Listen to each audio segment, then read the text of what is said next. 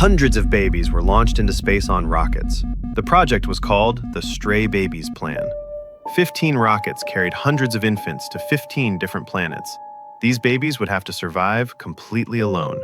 They were the pioneers, sent to prove whether humans could ever live on worlds beyond Earth. As the rockets roared to life, you, a member of the project team, felt a rush of excitement. "Those poor kids," you whispered. Your colleague glanced at you, his expression dark and uncomfortable. "They're not exactly kids. They're not even human, not the way we are. They're new humans, engineered in a lab. On Earth, it took nature billions of years to evolve creatures perfectly suited to their environment. These new humans can do all that evolution in a single lifetime. In other words, as they grow up, they'll change, rapidly adapting to whatever hellish world they land on. 15 totally different planets. They were never going to look human again." "Yeah," you admitted. "But deep down, I believe they'll still know they started as human." The moment you hit the launch button for their ships, your own ship took off too, headed to check on them. You left at the same time as the babies, but unlike them, you were still human. You couldn't survive the insane speeds of the colony ships. So by the time your ship reached the first planet, 10 years had already passed for the infants sent there. Your job is to find out if the new humans survived. You and your colleague woke from cryosleep. The ship's alert chimed. Planet 1 reached. If everything went right, the new human had been surviving here for a full decade. The ship slowly descended onto the planet's surface. Your colleague pulled a gun from your bag. You frowned. "We're just here to observe them. Why the gun?" "Better safe. Every report on these 15 planets mentions native wildlife. Nasty stuff." From orbit, the planet looked mostly yellow, with a few green dots. On the ground, you understood. Yellow desert, green oases. Each oasis had only one plant, a single gigantic tree. So huge it was visible from space, its trunk as hard as steel. In your spacesuit, you stepped onto the surface. Strange bugs crawled nearby. Animals fled in the distance. You approached the nearest mega tree. Soon, you spotted a basketball-sized hole in the trunk. A curled strip of bark acted as a gutter, funneling sap into rough wooden containers below. You grinned. The kids actually survived here. A bare path led from the collection spot. Following it, you found a door carved into the tree trunk. Human-like noises came from inside. You raised a fist to knock. Your colleague stopped you. "Rules say we don't reveal ourselves, and you know how it works. They'll do anything to reach the top of the food chain. Evolution isn't gentle." "But we're the same species," you said. Your colleague let go of your arm. You knocked. The door opened, and you stumbled back, smile freezing on your face. The child in the doorway was nothing like you expected. It was wrong. You'd known evolution would be unpredictable, but seeing it in person still made your throat tight. Something about it felt deeply wrong. It still had human features, but it wasn't human. You recovered and awkwardly raised a hand in greeting. Its nose twitched frantically. Your colleague yanked you backward just as razor-sharp claws slashed through the air where you'd been standing. "They're not saying hello," he shouted. "It's checking if we're prey." You bolted. Dozens of new humans poured out of tree hollows behind you, screeching, running on all fours, bodies pale and cold. They closed the distance fast. Your colleague fired several shots into the sky. They froze for a split second, just enough time to sprint back to the ship. You hovered high and observed. Their chests were enormous, expanding hugely with each breath, adapted to the planet's thin oxygen. Their claws were tools. They sliced easily into the metal-hard tree bark to tap sap, attached collection containers. If they could cut that tree, human flesh would be easy. Those same claws shredded any native beasts that got too close. Every creature on this world depended on the giant trees for water and food. The new humans controlled the trees. No question, they sat at the very top of the food chain. You whooped in triumph. Your colleague just looked sick. "They've turned into complete animals. They've forgotten they were ever human." "That's how they survived," you answered. "And isn't that exactly what the experiment was for?" You clapped him on the shoulder. "From a science standpoint, they're more successful than we ever dreamed. I'm actually excited for the other 14 planets now." Course set for Colony Ship 2. You gave the order, then both returned to cryosleep.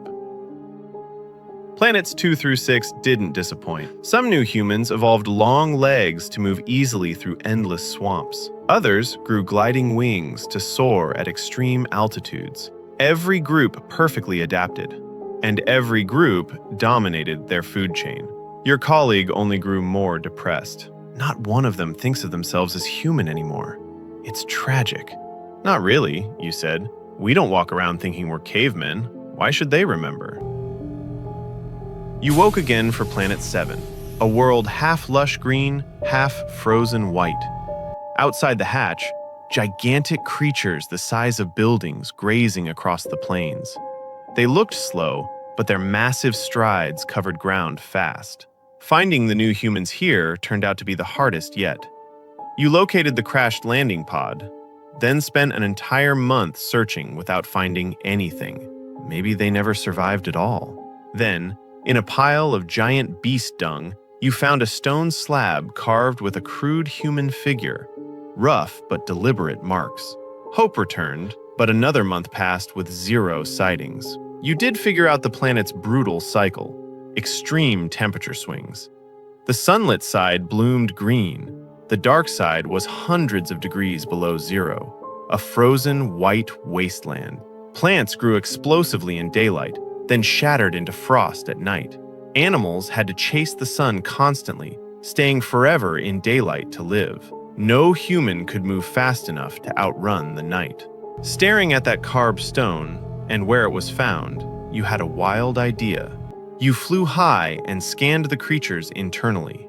What you found was horrifying. Deep in their intestines, human-like figures drifting inside them. The new humans had become parasites. No wonder you couldn't find them on the surface. In wider sections of gut, they could almost stand. In narrow parts, they floated. Yet they'd still built dining areas, workshops, whole functioning societies inside living hosts. Even if a beast died, its remaining body heat sheltered them through the deadly freezing nights until they could infect a new one. The beasts ruled the planet. The new humans ruled the beasts. You left that planet speechless.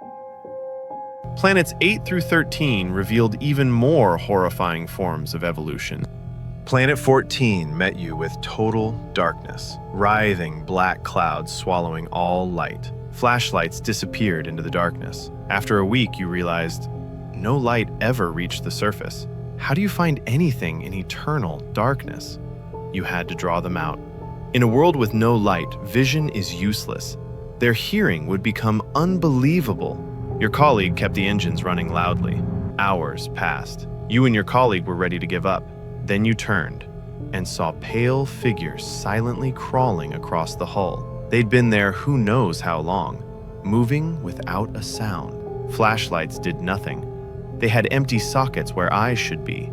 But the moment you stomped your foot, every head jerked toward the sound. Their ears were half the size of their faces. The engine noise kept them curious, clustered around the ship. No way to study their real life like this. "Engine's too loud," you told your colleague. "I have to go out alone. If I don't come back, at least you can still rescue me." You killed the engines. They scattered back into the darkness. You followed on foot, lights on. They didn't care. Their steps were silent. Close your eyes and you'd swear you were alone. They led you to a clearing. Your light revealed hundreds of them standing perfectly still like statues. Then, a distant sound. Instantly, every figure suddenly lunged forward. Within seconds, only tearing flesh and dying screams remained. Less than a minute later, the prey was gone. This planet was the dark forest made real. Make a sound, and you die. Yet so many new humans thrived. They'd clearly claimed the top of the food chain. You turned to leave. Still rattled from watching that slaughter, you accidentally kicked a rock. Every giant ear swiveled toward you. They charged, carrying the smell of decay. A louder roar from above distracted them just long enough. Your colleague had brought the ship. He saved your life. "I thought you believed they'd never hurt their own kind," he said later. "I gave up that fantasy a long time ago. We have to accept the truth. They're as different from us as we are from apes, not the same species anymore." One final wake-up. The alert chimed. Planet 15. You exhaled in relief. This was the last one. The hatch opened onto dim yellow plains. Before you could even start searching, human figures approached. Your colleague's eyes nearly popped. The new humans here looked exactly like ordinary humans. "Hello," they said calmly, extending hands. "We are the new humans." After every twisted form you'd seen, their normal appearance felt deeply wrong, unnatural. You swallowed hard, your mind filled with suspicion. It took a long moment before you dared shake a hand. The instant skin touched skin, all doubt vanished. That familiar warmth and grip, it felt undeniably human.